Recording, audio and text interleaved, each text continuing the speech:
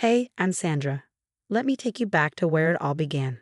Life was always just me and my mom, Trina, a dynamic duo since as far back as I can remember. My dad left us when I was very young, so my memories of him are hazy and few. Growing up, it was always just the two of us against the world. We weren't rich, but my mom worked tirelessly to ensure we had a roof over our heads and food on the table. Our small apartment in a quiet neighborhood was home, and I loved it. I never knew what it was like to have a fatherly presence around. My mom was my hero. After high school, I decided to stay close to home and attend the local community college. I couldn't bear the thought of leaving my mom alone after everything she had done for me. I wasn't sure what I wanted to do with my life, but I figured I'd sort that out along the way. Life wasn't glamorous, but it was comfortable and it was ours.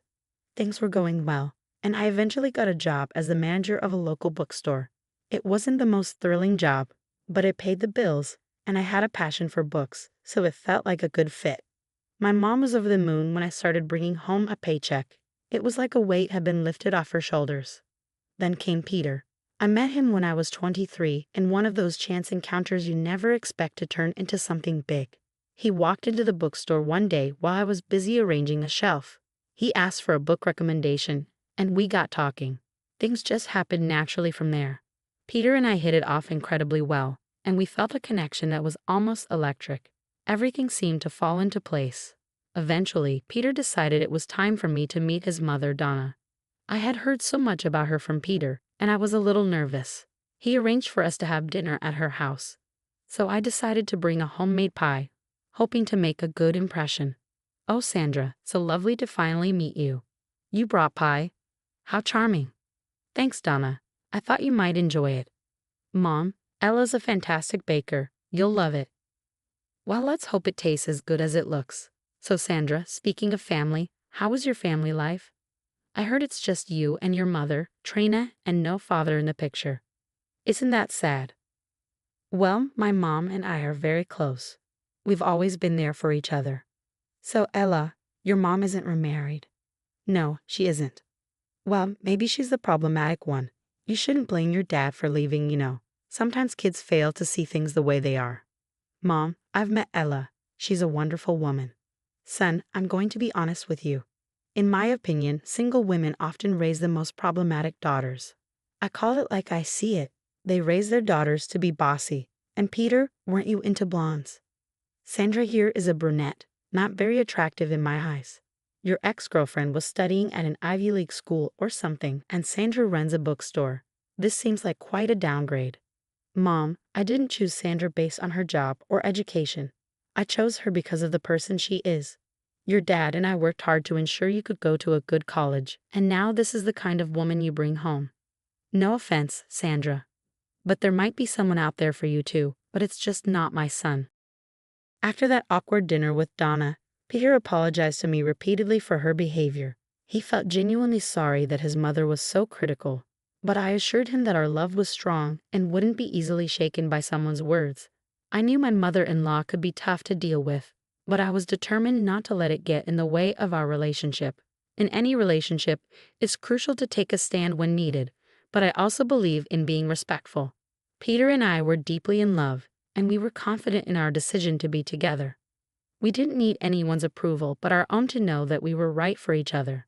Over time, Peter and I grew even closer, and our love blossomed. He started talking about our future together, and not long after, he asked me to marry him. When it came time to plan our wedding, Peter and I discussed the guest list and decided to invite Donna and a couple of Peter's close friends. Unfortunately, Peter had lost his dad, and he didn't have many guests from his dad's side, so the guest list was small. A few months before the wedding, we shared our engagement news with Donna, and I could sense she wasn't too thrilled about it, but that didn't deter us from inviting her. We decided to visit her at her house to personally extend the invitation. Hi, Donna. We wanted to talk to you about our wedding. Oh, the wedding, huh? Mom, we'd really love for you to be there. Yes, it's such an important day for us, and we want you to be a part of it. Well, isn't that sweet? But honestly, I've got other things to do. Sandra, sweetie, you don't really know what you're getting into with my son. Mom, please. Ella's amazing and I love her. I want you to see that. You are my mom. You seriously wouldn't miss my wedding, would you? Donna, we may have our differences, but this day is about love. We would love to have you there. I'm just not sure it's a good idea, you know. Donna not showing up at our wedding was a real bummer. Let me tell you, we made every effort to get Donna to our wedding. We called her countless times, but she couldn't be bothered. Peter's friends and family were there, but we could see the disappointment in his eyes. He tried to keep his spirits up, but his mom's absence was clearly weighing on him. It's tough when your spouse is feeling low and there's not much you can do to lift their spirits. Despite everything, Peter insisted we go ahead with the ceremony. He wouldn't let a no-show ruin our day, even if it was his mother. Fast forward 6 months into our marriage and Donna was still keeping her distance. It was like she had made a conscious choice to pretend we didn't exist. It was tough for Peter, and I could see it in his behavior, but he never blamed me. Peter's birthday rolled around and we tried to throw a small family gathering to mark the occasion. We reached out to Donna, but she turned us down without any explanation. Peter was obviously hurt by his mom skipping his birthday. I remember those weekends when I used to visit my mom regularly. It had always been just the two of us, and I felt a deep sense of responsibility toward her. I could sense Peter's desire to see his own mom, but he couldn't. In a strange way, I felt like the blame was on me, like I was the reason he couldn't have that bond with his mother. The bond between a mother and her children is something truly special, and it pained me to think that I might have unintentionally taken that away from Peter and Donna. Peter, honey, I can't help but feel responsible for the distance between you and your mom. It's like she's avoiding you because of me. Sandra, you can't blame yourself for my mom's actions. It's her choice to be distant. She has her own reasons, but it seems like she can't accept our relationship. It's affecting you, and I hate seeing you like this. I know it's tough, but it's not your fault. I love you, and I wouldn't want it any other way. We'll figure this out together. I just want you to have the relationship you deserve with your mom. I decided it was time to take matters into my own hands. I couldn't bear to see Peter suffer because of his strained relationship with his mom. So one day, without telling Peter, I headed over to Donna's place. I was determined to have a woman-to-woman conversation with her, hoping to ask her to give me a chance. Donna, it's been over 6 months. Don't you miss your son? He's been missing you. Your son was really hurt when you didn't show up at our wedding or his birthday. I understand you might not approve of me, but can you give me a chance for Peter's sake? I'm really close to my mom, and I can't even imagine not talking to her for that long. Peter respects you a lot, so maybe you can give me a chance at this. Sandra, it's not that simple. You're not the woman I imagined for my son. I'm confident we can work something out, Donna. Just give me a chance. Get to know me, and who knows? Maybe we'll discover some common ground. We might even find something we both like. Oh please, Ella, you're nothing like me. I don't think we can ever get along, but I will give it a thought just because I miss my son way too much. I got back from Donna's place not really knowing what to expect. I decided not to tell Peter about our chat just yet. It felt like if it happened, it should be a surprise, and maybe a pleasant one. The next Sunday, Donna reached out to Peter. She called and surprisingly told him she was willing to give things a second chance. Donna even invited us over for dinner at her new place. It was a step in the right direction, and I couldn't help but feel hopeful. Things might just be looking up for Peter and his mom. We went to her place in the evening. I helped Donna a bit with the food while Peter enjoyed a beer. Son, I want to apologize for missing your wedding and your birthday. It was the first time I missed your birthday, and I know the wedding was a big deal. Mom, it hurt me that you weren't there for the wedding. It was such an important day for me, and I really wanted you to be there. I'm genuinely sorry for that. You know I've had my reservations about Sandra, but I'm willing to give this a second chance. Thanks, Mom. I hope we can have a better future. By the way, how's your mom, Sandra? I visit her regularly. Well, she must be all alone now, right? Donna commented. Come on, Mom, let's not get into this again. Peter sighed. I'm just saying, she sounds like a crazy cat lady who can't keep a husband or a relationship. That's completely not true. She just chooses not to. Peter retorted. Sandra and I drive down to see Trina almost every weekend. She treats me like her own son. It seems like you two visit her more often than you reach out to me, Donna accused. Mom, I tried to call you so many times, especially around the wedding, and you never picked up. It made me feel really disappointed. But I am your mom. I know you're my mom, and no one can replace that. Trina is my mother-in-law, and she's making an effort.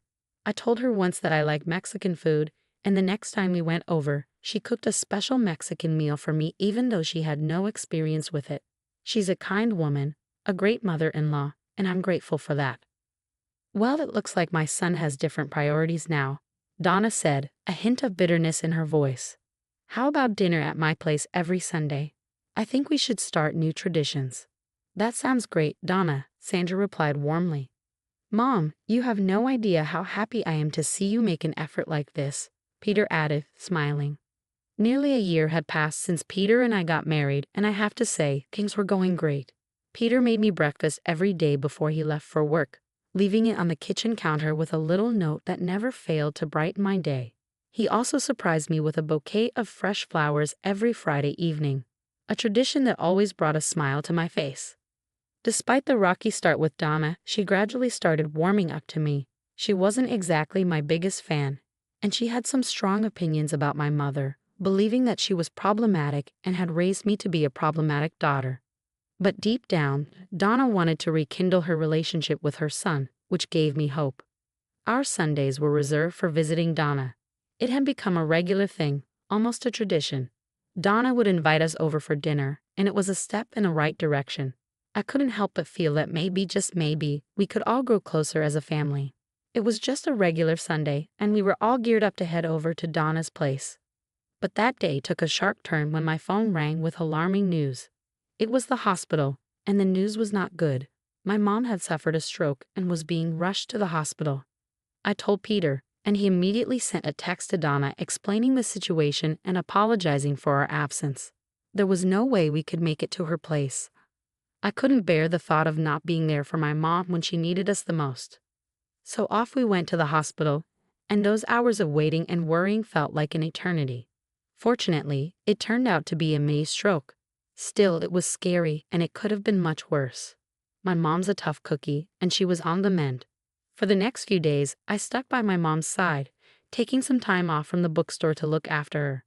Peter would drive down every couple of days to check on us, his concern for Trina evident, which meant the world to me. My mom's health gradually improved, and that was a relief like no other.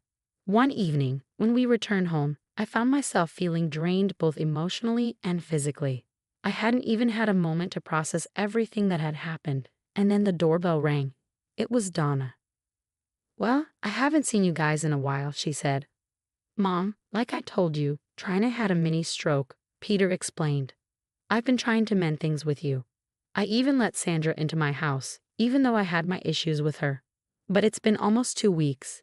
You couldn't even manage to show up at my house once. Donna, it was a serious situation. My mom was at the hospital. She had a mini stroke. I was so scared I could have lost her. I needed my husband there, and it's not like we stopped coming over to your place or something. We just needed some time, I said, feeling frustrated. Maybe I've been overthinking things, but anyway, would it be fine with you, Sandra, if I use your car tomorrow? Donna asked. Yeah, of course. My car broke down, and I need to go somewhere very important to meet this friend of mine. Of course you can. I have some more leave from the bookstore, so I'll be staying at home anyway. Peter has his own car, and I don't think I'll be using mine, I replied, trying to keep the peace. You're a lifesaver, Donna said. Later that night, Peter brought up the topic of Donna's broken down car. He told me it had reminded him of how long it had been since he had sent his own car for maintenance. Hey, how about you drop me at Mom's house in your car before going to work? We can also make a stop and give Donna my car keys. She can use it and drop it off whenever she wants, Peter suggested. That sounds like a good plan. I agreed, hoping this would help smooth things over with Donna. Then on your way back in the evening, you can pick me up from my mom's house again. Sure, sounds great. On the way back, we can even stop at the maintenance center to drop my car there and get an Uber from there to home. The next day, we followed our plan precisely. Peter dropped me off at my mom's house on his way to work, and before that, we stopped by Donna's place to give her the keys to my car. Hey Donna, here are the keys. You can use my car and drop it back at my place. I'm heading to my mom's house, and the car is in our driveway. I won't be needing it for much time, just some hours. I'll drop it off at your place before you get back home. I had a great time visiting my mom. I cooked for her like in the old times, and we watched our favorite reality show. When Peter picked me up on his way back from work, we went to the maintenance center. Peter left his car there, and we took an Uber home. When we got there, my car was standing in the driveway, and we figured that Donna must have dropped it off after she used it. The next day, he took my car to his office, and something very terrible happened. I received that dreaded call from the hospital. At first, my heart skipped a beat, and I thought it might be about my mom, but then the voice on the other end mentioned Peter's name, and I felt like my world was crashing down. The hospital explained that Peter had been in a car accident, and I could feel the panic rising within me. I rushed to the hospital as fast as I could. When I arrived, I was relieved to see that the accident, while frightening, had not been as catastrophic as it could have been. Peter's head was safe, and he had no major injuries, just a few broken bones. I called Donna to let her know about her son's accident.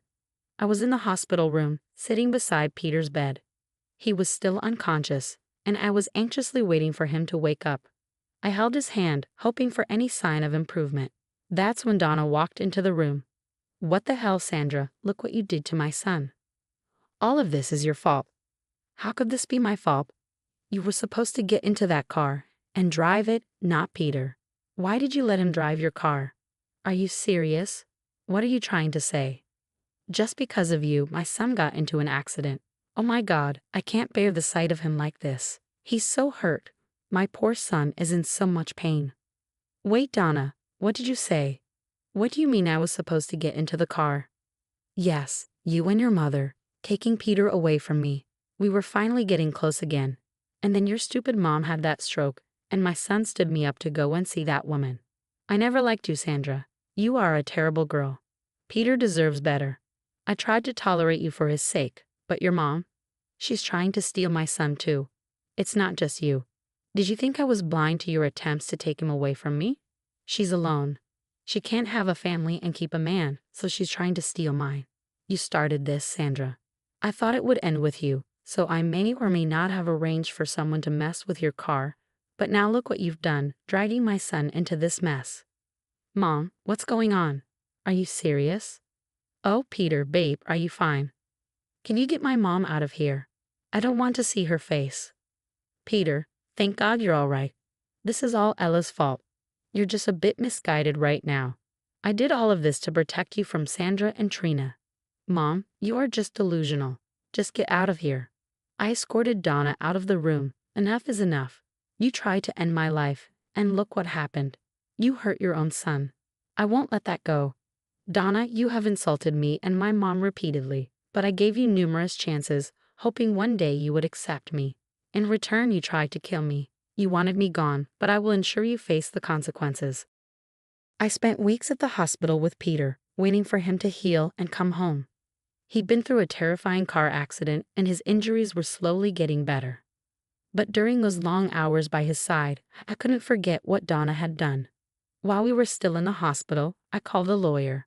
I knew I had to take action to make sure Donna faced the consequences of her actions. Dealing with legal stuff and police reports was a hassle, but it was necessary. Donna had to pay for attempting to hurt me. After a bunch of court proceedings, Donna got sentenced to 2 years in jail for attempted murder. The gravity of her actions finally caught up with her. It's been months since the accident, and Peter is still in pain. Some of his wounds haven't fully healed, and the emotional scars run deep. He's understandably furious with his mom for what she did. During this tough time, I've been there for him every step of the way. My mom, Trina, has also been a huge help. We're doing our best to make things as smooth as possible for him, considering the circumstances. Donna might be locked away for a while, but we don't think we can ever forgive her for what she has done. Stay safe, people.